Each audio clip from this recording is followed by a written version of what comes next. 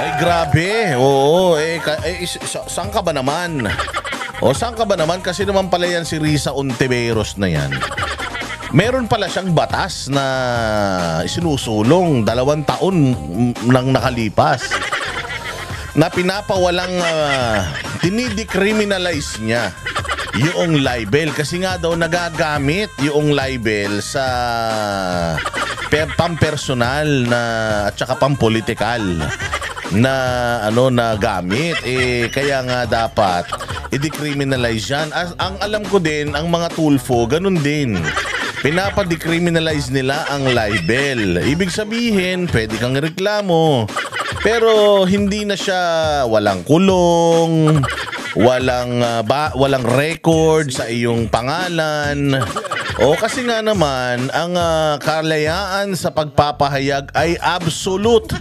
Kahit na hindi nyo sabihin na absolute yan. Absolute po yan. Oo.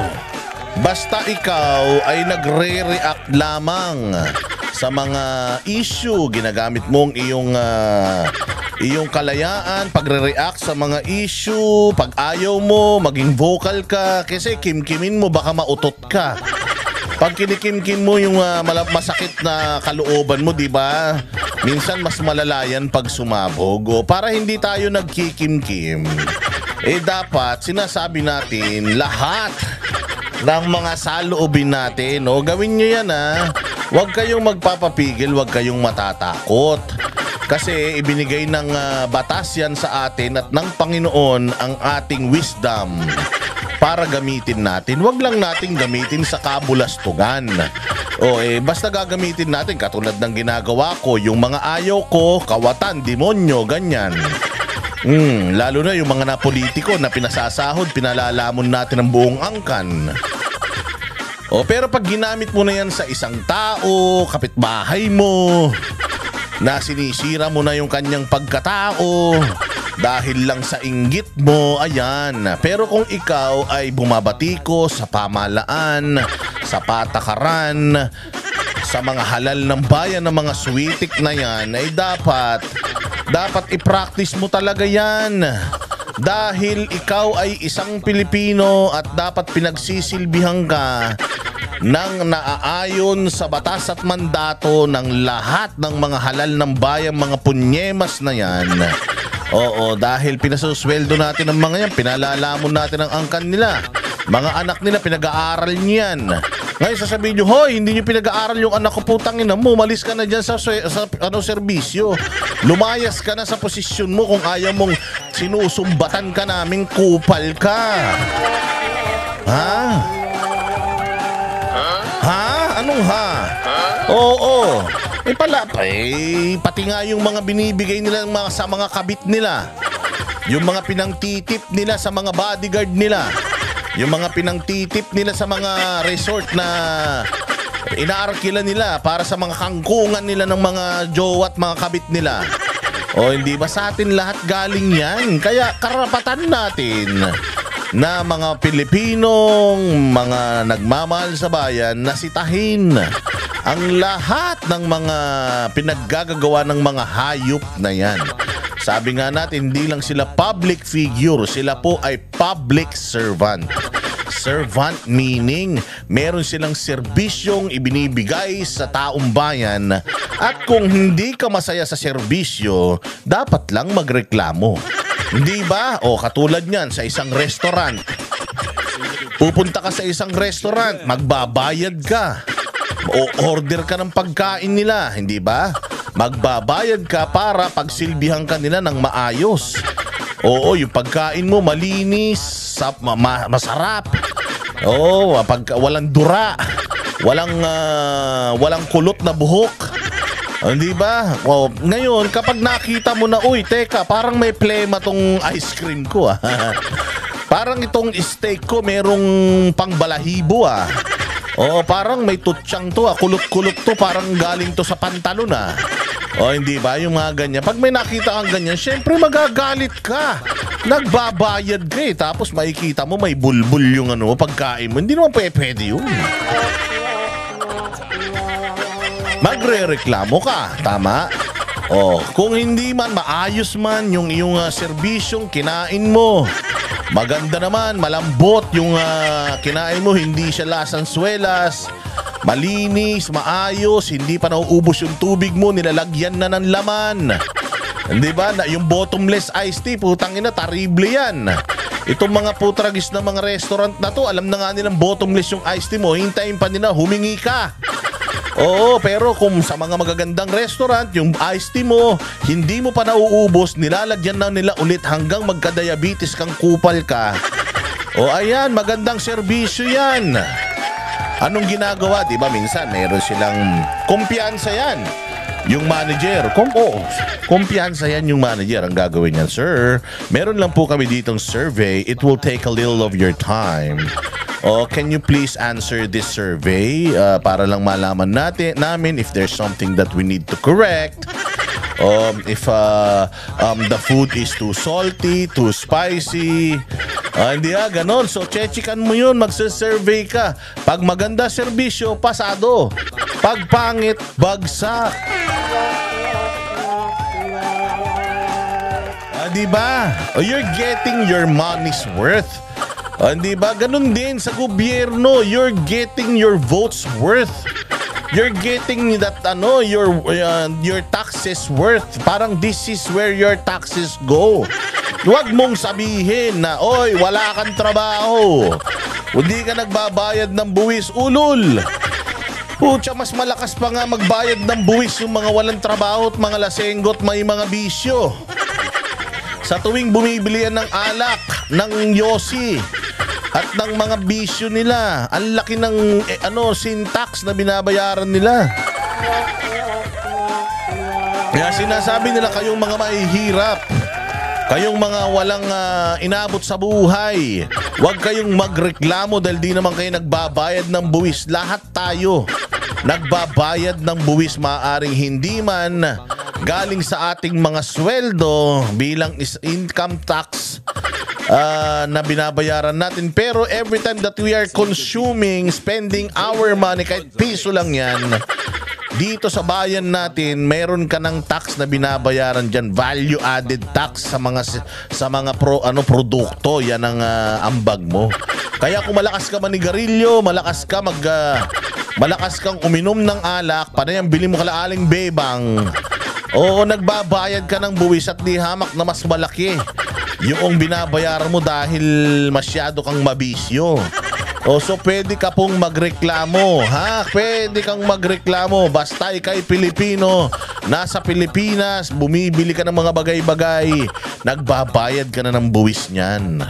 Huwag kayong maniniwala doon sa ibang sinasabi, uy, hindi ka naman taxpayer, kupal. Maring wala kang binabayarang buwis. Maring wala kang binabayarang buwis galing sa iyong sweldo dahil ikaw ay minimum wage earner. Pero pag yung sweldo mo ay ginastos mo na, pinambili mo na ng gasolina, pinambili mo na ng yosi, ng alak, hamburger. Ayan. Pero yung pag pinang-chicks mo, pinambayad mo ng babae, ganun. Wala yun, ha? Walang tax na binabayaran doon, tax free yun. Kaya wag kayong bibili doon sa tax free. Pag tax free, wala kayong naiaambag sa bayan. Wala silang mananakaw. Speaking of taxes, kaya magreklamo kayo. Hindi tayo dapat matakot. Speaking of taxes, kita mo. Grabe ang pamgigipit, mga bossing, sa mga Duterte supporters ng gobyerno. Bakit? Sige. Pag-usapan natin ng malupit na malupit, ha? Alam nyo ba na merong nagpunta sa bahay ng nanay ko, BIR. May nagpunta sa bahay ng nanay ko. Tapos pinapareceive yung dokumento na hindi naman sa nanay ko, sa akin eh. Para sa akin eh. Pero na-trace. Na-trace ng BIR using yung sabi sa akin dahil daw yun dun sa Kongreso ba. 'Di ba? Pinatawag tayo sa Kongreso, so pumirma-pirma tayo doon. Naglagay tayo doon ng mga contact information natin. So yun na ngayon ginagamit na nila para maharas tayo. So ngayon ang ginamit ng Kongreso ay ang BIR. Yung BIR, lahat ng mga nagpunta dyan sa Quadcom, pati si Malutikia, kita nyo yung post ni Malutikia, nagagalit siya. Nagbabayad yung buwis, may negosyo yan ha. Pero ngayon, ino-audit siya. Bakit tayo ino-audit? O, sino pa? Sila Crisette, MJ Kiambao, sila Glenn Chong. Basta yung mga pinatawag dyan, no? Aaron Peña. So, pinagre-report kami at meron pinasasubmit sa amin na mga dokumento na iniimbestigahan kami. Putang ina, sabi ko nga ha, nila lifestyle check ba kami? Iniimbestigahan kami yung mga vloggers. Siguro kung mayamang kami, may mga kayamanan kami, siguro tagong yaman, ewan. O pero kung nagbabayad kami ng buwis, o di ba? O ang galing-galing, di ba? Bakit kami? Si Marcos nga Si Bongbong Marcos nga merong buwis na utang bilyon-bilyon hindi nyo sinisingil. O tapos kami, ini-scrutinize nila. Siguro naghahanap sila ng pwedeng ikaso sa amin. Kasi wala naman talagang pwedeng ikaso sa amin. Pero bilang panggigipit, ang ginagawa nila, aabalahin nila kami. Kailangan kaming makipag-cooperate sa investigation division nila at i-clear yung aming account. Oo, dahil nagbabayad ba kami ng buwis? O kung may negosyo ba kami?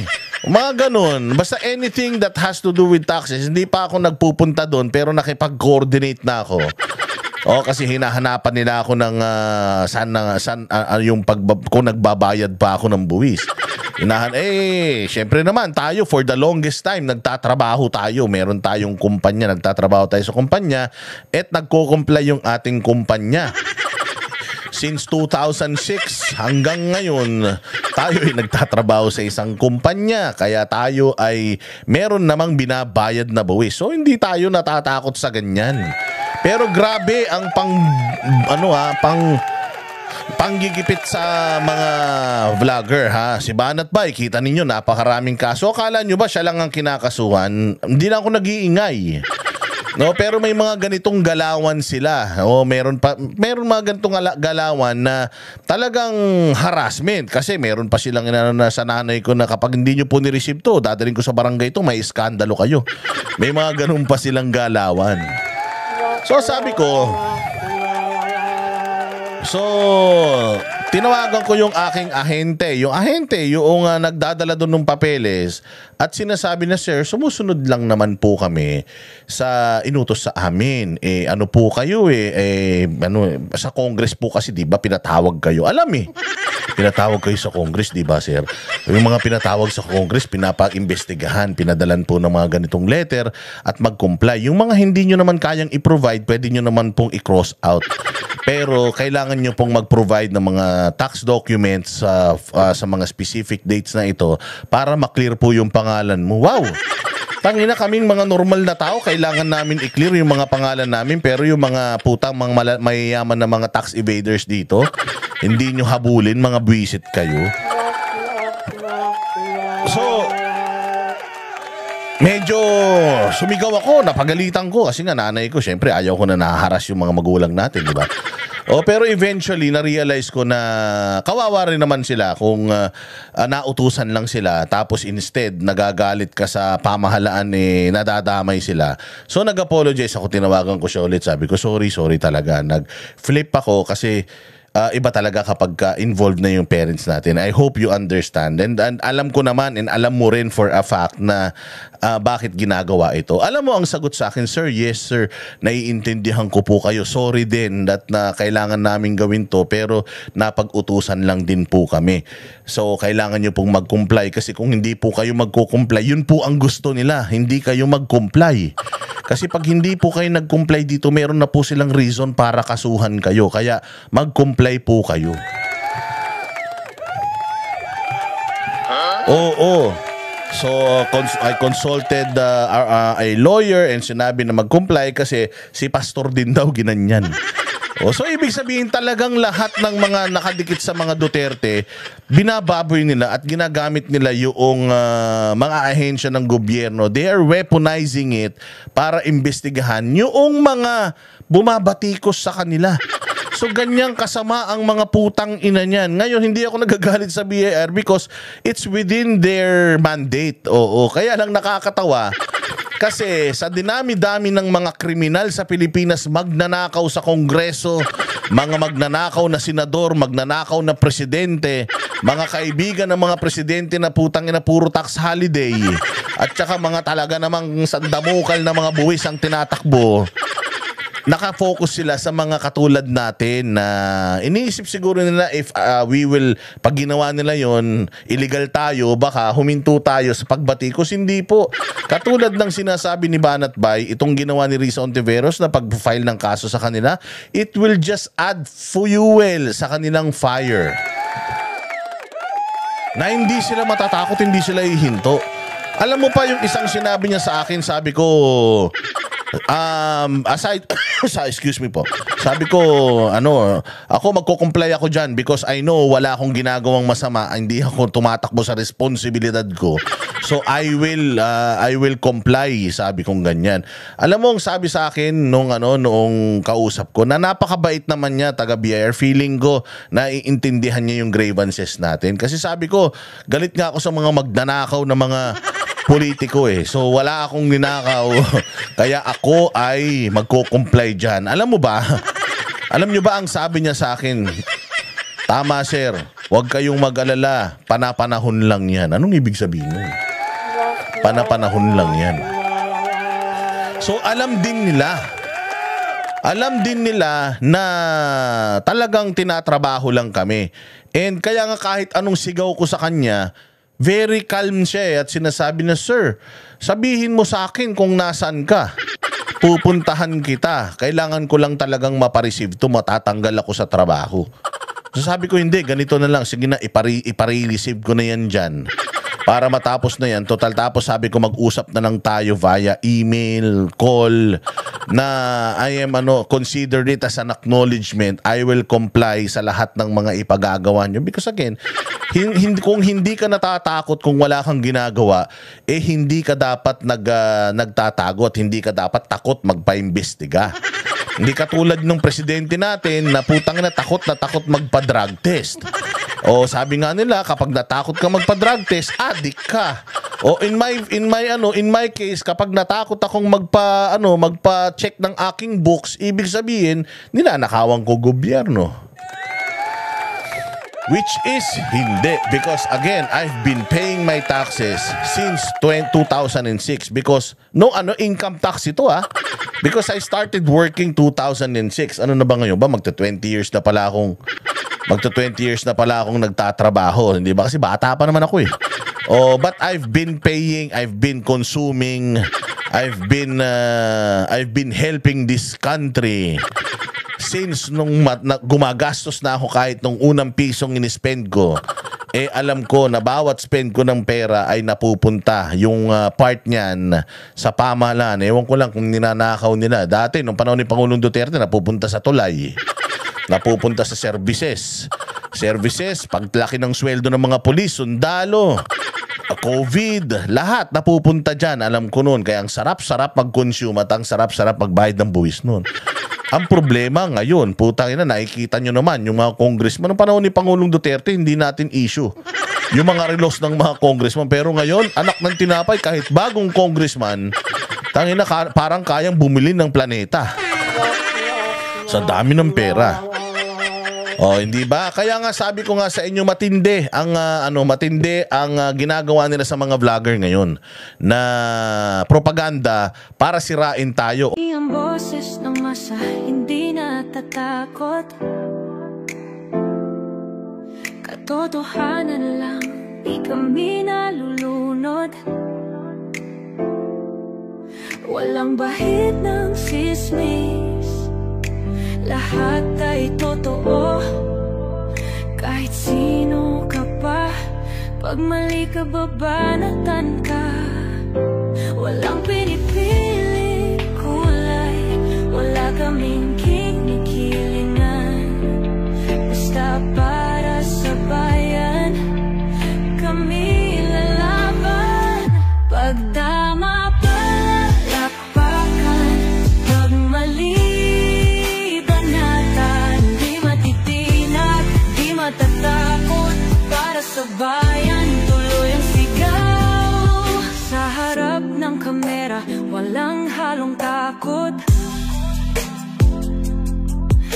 nabaluktot, lahat kayo'y tulad